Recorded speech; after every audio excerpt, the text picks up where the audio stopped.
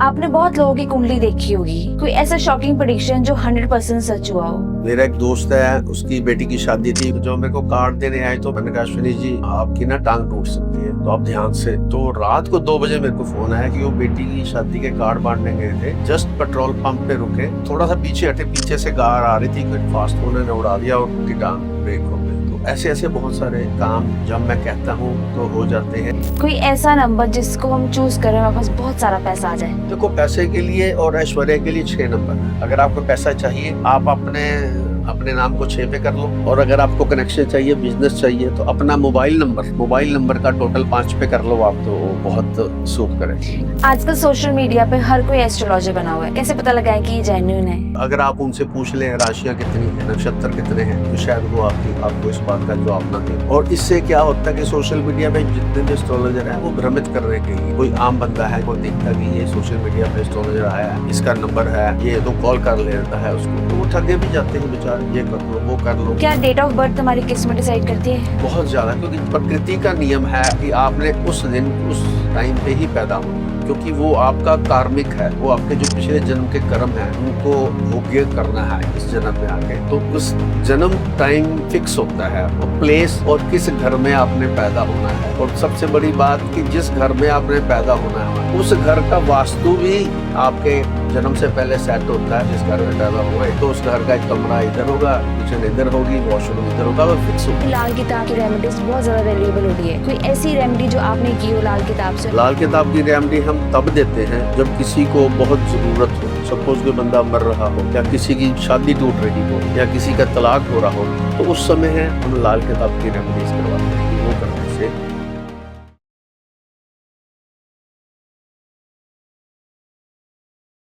Hello guys, welcome back to the podcast series of the founders Adda. आज का episode बहुत special होने वाला है क्योंकि हमारे साथ है आचार्य विपिन जी, जो कि एक एस्ट्रोलॉजर हैं। नमस्कार सर, कैसे हो आप? बढ़िया, आप बताइए कैसे हैं?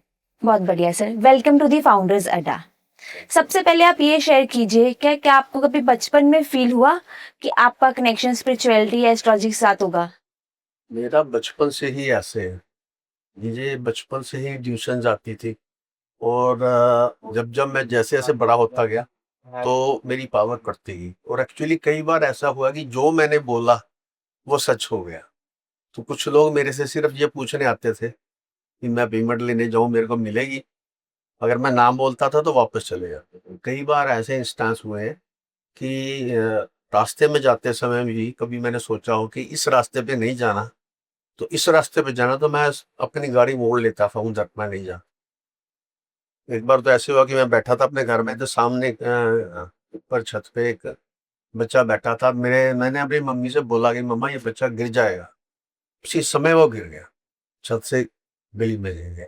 ऐसे बहुत सारे चांसेस मेरे पास हुए, और भगवान की दया से इंट्यूटिव पावर मेरे पास है। मेरे दादाजी ज्योतिष करते थे, उर्दू में लिखते थे, वो बहुत ग्रेट पर्सनैलिटी थी। तो वो कभी कभी मुझे बचपन में अपने पास बिठा लिया करते थे कि वो सारा कुछ उर्दू में लिखते थे, तो हिंदी में किसी की बनानी होती थी और उसको, तो मेरे को बुलाते थे कि ये लिख, तो मेरी हिंदी की हैंडराइटिंग अच्छी थी। आपने बहुत लोगों की कुंडली देखी होगी, कोई ऐसा शॉकिंग प्रेडिक्शन जो 100% सच हुआ हो? बड़े मैडम, बड़े। मेरा एक दोस्त है, उसकी बेटी की शादी थी, वो मल्टी मिलियनेयर था, तो बड़ी मुश्किल से रिश्ता ढूंढा। तो जो मेरे को कार्ड देने आए तो वो मेरे से पूछ के सारे काम करते थे। तो उन्होंने कहा अच्छा कार्ड, मैंने कहा अश्विनी जी, कहते हाँ।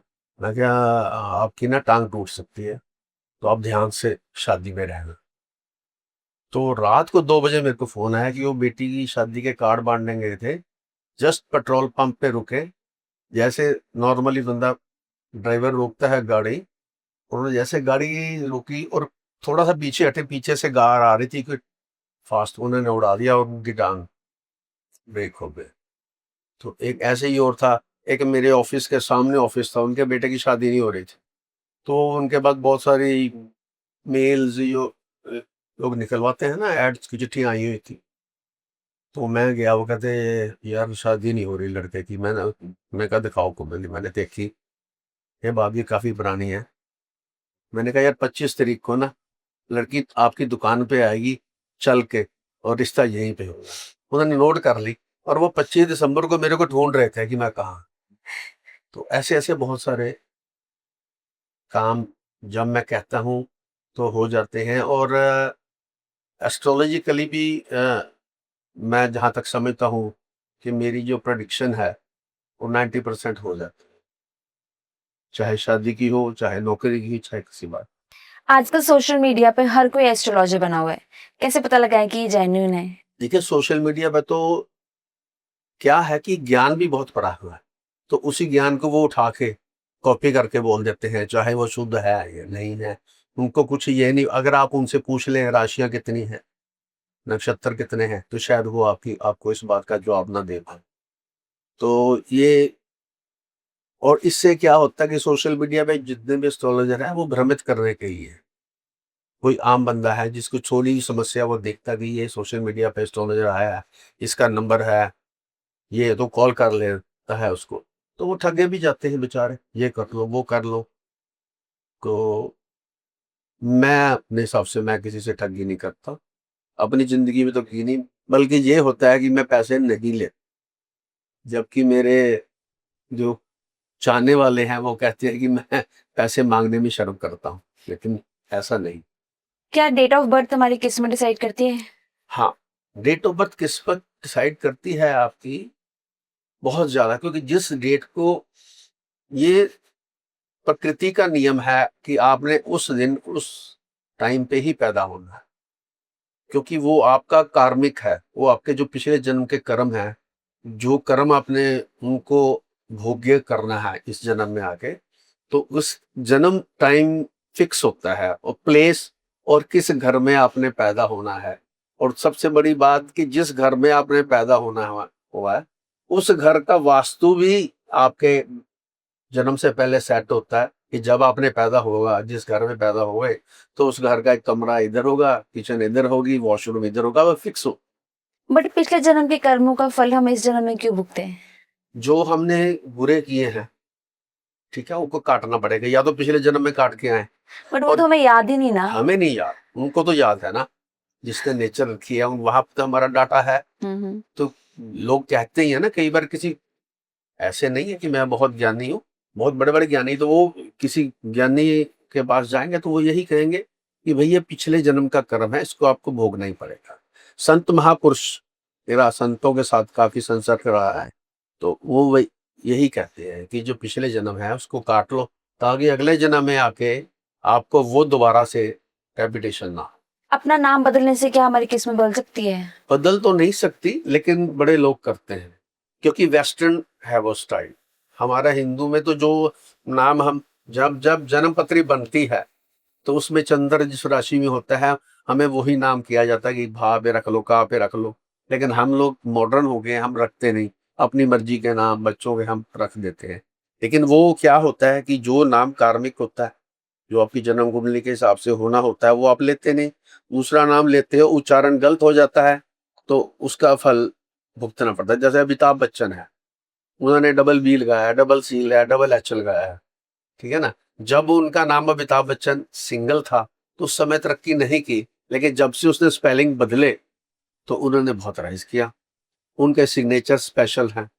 सिग्नेचर जो है तो वेस्टर्न ही है सारा, लेकिन वेस्टर्न भी हमारे इधर से ही गया आपका, नेचर हमारी ही है। जैसे अंक हैं, अंक ज्योतिष है, तो वो भी इसी में इन्वॉल्व है। अंकों के जो नाम है, अंकों के हिसाब से रखा जाता है, उनकी कैलकुलेशन डेट ऑफ बर्थ से करके उसके हिसाब से भी कौन सा अंक का क्या टोटल बनेगा और वो क्या सूट करेगा, तो वो रखते हैं, और फर्क भी पड़ता है। अगर किसने अंक के हिसाब से अपना नाम ना रखा तो?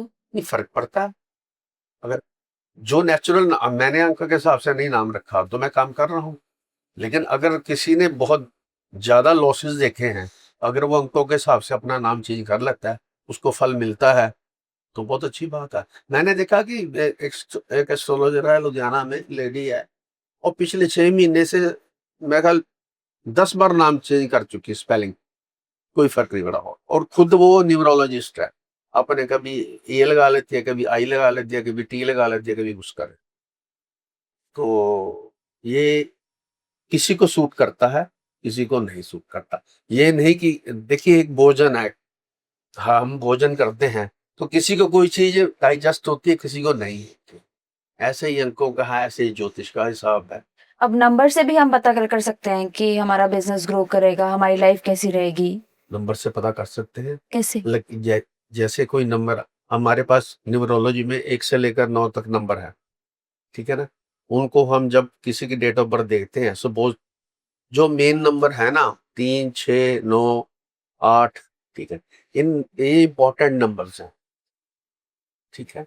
इन इन नंबरों के जैसे 3-7 का कॉम्बिनेशन किसी का हो क्या, बंदा आध्यात्मिक भी हो जाएगा, गुरु भी हो जाएगा। और जिसका नंबर 8 है वो शनि का अंक है, 9 है मंगल का अंक है, तो ये लाभ देते हैं। और इनके हिसाब से अगर हम अपना नाम रखें, लेकिन अगर वो ग्रह हमारी कुंडली में पावरफुल है तब हम उसका फायदा लें। कुंडली को और नंबरों को मिला के ही काम चले। कोई ऐसा नंबर जिसको हम चूज करें, हमारे पास बहुत सारा पैसा आ जाए। देखो पैसे के लिए और ऐश्वर्य के लिए 6 नंबर है। अगर आपको पैसा चाहिए, आप अपने अपने नाम को 6 पे कर लो, ठीक है। और अगर आपको कनेक्शन चाहिए, बिजनेस चाहिए, तो अपना मोबाइल नंबर का टोटल 5 पे कर लो आप, तो बहुत शुभ करे। ये 6-5 कैसे, मतलब कि कैसे 6 पे नाम कर ले, कैसे मोबाइल नंबर 5 के कर लें? आप जैसा न्यूमरोलॉजी करोगे, आपका नाम सपोज दीप्ति है, हाँ जी। तो डी का एक नंबर है, आई का एक, अच्छा। उसको टोटल कर लेंगे, हाँ जी। ठीक है। अगर वो बनता है 24 बनता है तो 6 हो गया, तो इसको कर सकते हैं। उसको हम दीप्ति, आपको आई से ज्यादा तो आप दीप्ति डबल ई पीछे कर सकते हो ताकि 6 बन जाए। या उसको 6 करने के लिए आप दीप्ति में से आई कम कर सकते हो पहले वाली। तो एक एग्जांपल दे रहा हूँ, एग्जांपल के तौर पर, जरूरी नहीं कि वो 24 बने, 26 बने, ये 15 भी बन सकता है, तो 6 पे आ जाएगा। मतलब 6 आना चाहिए एट द एंड ना, कि उससे पैसा आएगा। 15 आ जाए, 51 बन जाए, तो 6 जो ऐश्वर्या का है, इस नंबर के आने से ऐश्वर्या भी मिलेगा, पैसा भी आएगा, और विदेश यात्रा का योग भी बनता है। क्योंकि लोशो ग्रिड एक है ऐसा मेथड, लोशो ग्रिड में हम ये नंबर जिन लोगों के मिस होते हैं, हम उनमें ऐड कर देते हैं। ये 6 नंबर उसको ऐड करा देते हैं। जिन लोगों का वीज़ा नहीं लगता, उससे फिर उनको वीज़ा इजीली लग जाता है। और कुछ हमारे वास्तु के टिप्स हैं वीज़ा लगाने के लिए, कुछ स्विच वर्ड्स मैं देता हूँ उनको चैंटिंग करने के लिए। और मैंने बहुत सारे लोगों की जॉब्स लगवाई है स्विच वर्ड चैंट करा के। स्विच वर्ड की मास्टरी है मेरी, और नंबर्स की भी।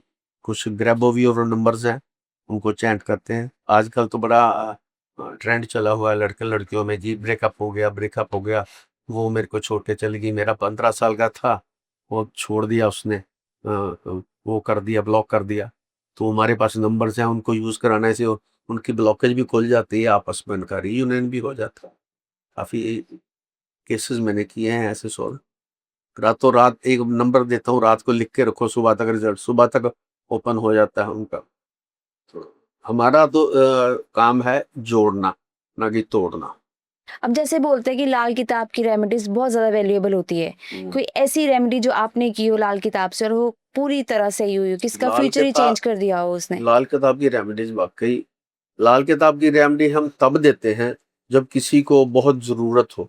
सपोज कोई बंदा मर रहा हो, या किसी की शादी टूट रही हो, या किसी का तलाक हो रहा हो, तो उस समय है हम लाल किताब की रेमेडीज करवाते हैं। कि वो करने से बहुत सारी रेमेडीज ऐसी मैं बता नहीं सकता, लेकिन वो रेमेडीज हैं, वो बिल्कुल रिजल्ट देती है।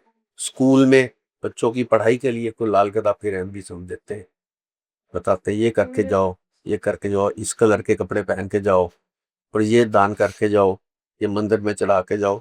मैं ज़्यादातर लाल किताब की रेमेडी जो कराता है उसमें काफ़ी गूढ़ रेमेडीज भी हैं, ठीक है, कुंडली के हिसाब से। जैसे लाल किताब की एक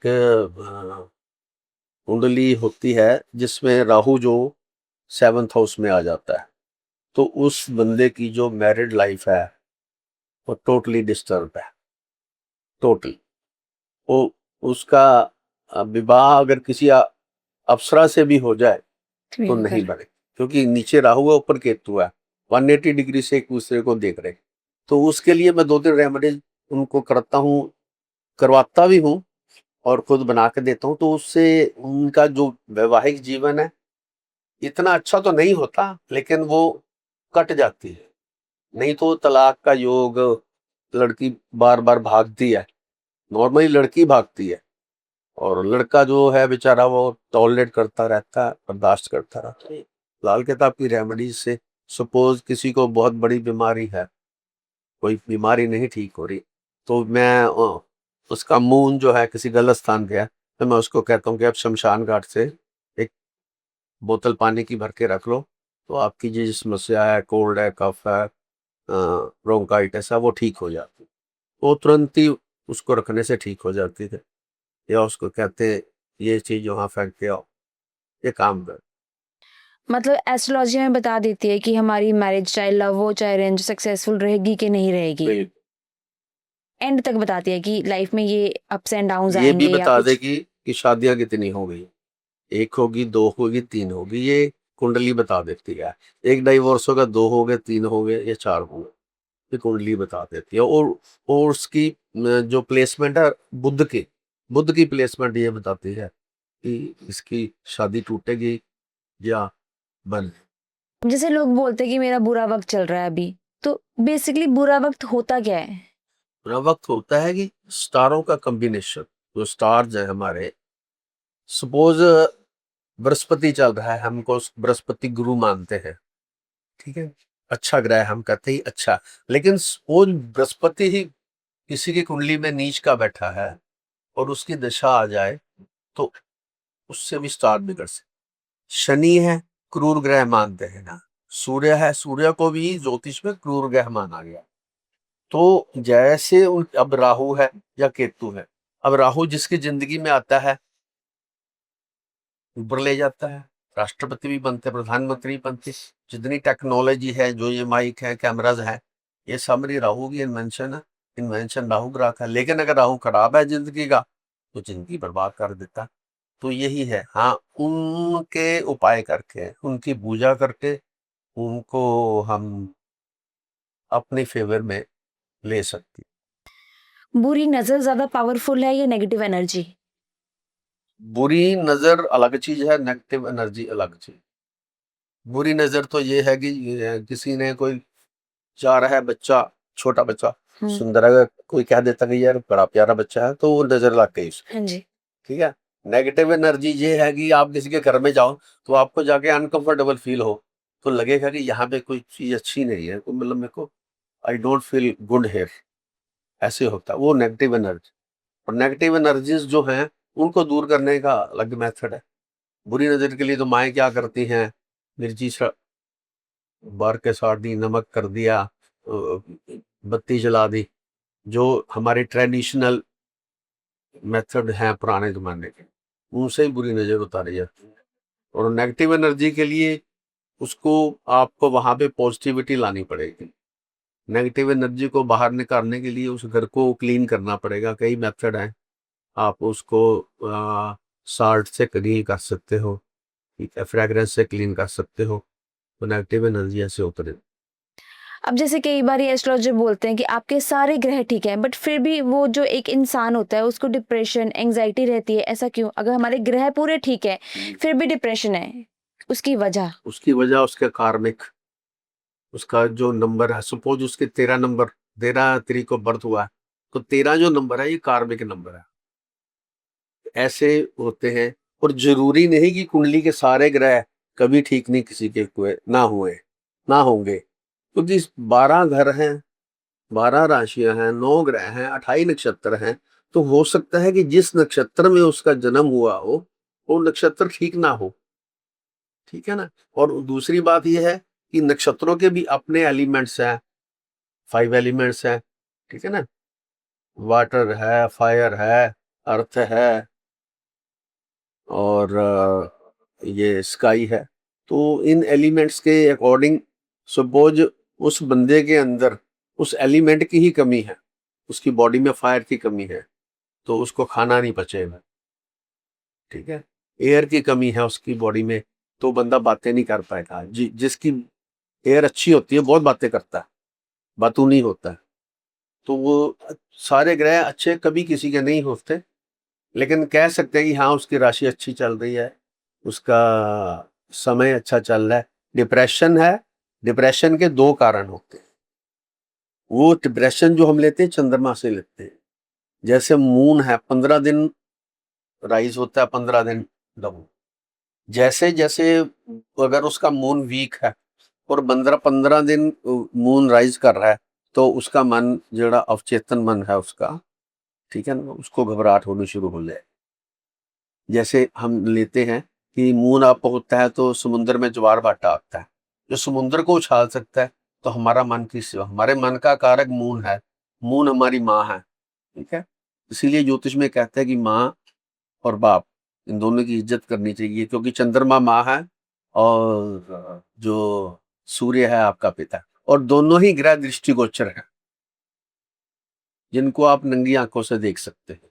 तभी तो चंद्रमा को जल दिया जाता है, सूर्य को भी जल दिया जाता है, चंद्रमा की पूजा की जाती है। अमावस की रात को जब चंद्रमा नहीं होता, उस समय कितने तांत्रिक कार्य किए जाते हैं। जब धीरे धीरे चांद बढ़ता है, तो जो डिप्रेशन है उस कारण से होता है। अभी जैसे आपने बताया कि नाम बदलने से हमारी लाइफ में चेंजेस आते हैं, नाम बदलना कहाँ पे है, कुंडली में या वैसे हम जैसे लिखते हैं, सपोज कोई भी नाम लिखा उसको वैसे ही बदले, हमारी कुंडली में भी चेंज करना पड़ेगा उस नाम को? कुंडली में चेंज करने की जरूरत नहीं, आप अपनी रोजमर्रा की जिंदगी में उसे, मतलब जैसे कोई आपको बुलाता है, ठीक है, हम्म। जैसे मेरा नाम विपिन है, तो मैं VIPIN लिखता हूँ। कई लोग VIPAN लिखते हैं, कई लोग VIPEN लिखते हैं, ठीक है। हम्म। तो मैं उसके हिसाब से नाम से जो मेरे को सूट करेगा। बोलचाल की भाषा में एक नाम होता है, एक होता है आपके ग्रहों के हिसाब से, चंद्रमा के हिसाब से। तो लेकिन जो बोलचाल की भाषा में नाम है, क्योंकि लोग ज्यादा वो नाम आपका लेते हैं, इसलिए आपको उसका ज्यादा पड़। अभी जैसे घर का वास्तु, वो हमारे फाइनेंशियल क्राइसिस या फैमिली में कुछ भी हो, अप्स एंड डाउन्स, उसमें इफेक्ट करता है? वास्तु एक मैं ये कह सकता हूँ कि बैलेंसिंग है, ठीक है। घर को हमने बैलेंस किया हुआ है, सुव्यवस्थित किया हुआ है। सपोज जहां पे घर में फायर होनी चाहिए, अगर वहां पे पानी है, तो पति पत्नी में वो लड़ाई हो। किचन है, किचन के अंदर चूल्हा जिस एंगल पे वास्तु के अकॉर्डिंग होना चाहिए, वहां नहीं है, तो वो लड़ाई होगी। लड़ाई कैसी, कई तरह की लड़ाई होती है। एक लड़ाई होती है बहस की, एक लड़ाई होती है कि किचन में खड़ के बहस हो रही है। एक लड़ाई होती है किचन से बाहर, एक लड़ाई होती है हाथापाई वाली, एक लड़ाई होती है गाली गलौच वाली, वो दूर दूर से देते हैं। तो ये सब प्रभाव अग्नि का, अग्नि कितनी आपके घर में कितनी चाहिए, ठीक है। अग्नि को बैलेंस करने के लिए हमें पृथ्वी तत्व को एक्टिवेट करना पड़ता है। और अगर हम जैसे हम हमारी जो पृथ्वी है 22.3 डिग्री टिल्टेड है ऐसे। अगर आपने ग्लोब देखा हो, तो ग्लोब ऐसे है ना, ग्लोब सीधा नहीं है, ठीक है ना। हमारी पृथ्वी ऐसे झुकी हुई है नॉर्थ की तरफ, ठीक है। तो वो जो झुकाव है वो नॉर्थ की तरफ ही है। तभी हम कहते हैं कि घरों का जो नॉर्थ है वो डाउन होना चाहिए, जो साउथ है वो अप होना चाहिए। इसीलिए कहा जाता है साउथ साउथ की तरफ बाहर होने चाहिए। किसी घर में सपोज कुछ नहीं है और घर में नेगेटिविटी ज़्यादा है, लड़ाइयाँ ज़्यादा है, तो हम क्या करते हैं कि जो साउथ है उसको बैलेंस कर देते हैं। वहाँ पे माउंटेन्स की पिक्चर्स लगा देते, अगर बराबर है तो माउंटेन क्या है, वजन है, अच्छा। प्रभाव है। तो इसको हम एक रेमेडी बोलते हैं, 3D रेमेडी है ये। तो ये रेमेडी से हम काम लेके उस घर को बैलेंस कर सकते। पति पत्नी की लड़ाई आपस में, और आपको पैसा नहीं आ रहा, घर में हम कहते हैं कि यार घर नया बनाया है, ये पुराना पैसा नहीं आ, कोई कारण तो होगा ना, जो पैसे वाली दिशा है। पैसा नॉर्थ से आता है, कोई बंदा कहता है मेरे मेरे बच्चे पढ़ाई नहीं कर रहे, मेरे को आइडिया नहीं हो रहा, ठीक है, तो हम नॉर्थ ईस्ट को क्लियर करें। और वास्तु के लिए अगर आप कुछ भी नहीं है करना चाहते, तो एक सिंपल मेथड है कि अपने घर को क्लीन रखें, क्लस्टर आपके घर में ना हो, नॉर्थ ईस्ट साइड आपकी क्लीन हो, और घर को हर 15 दिनों में नमक वाले पानी का पोछा लगता रहे, तो नेगेटिविटी वॉश आउट होती रहती है।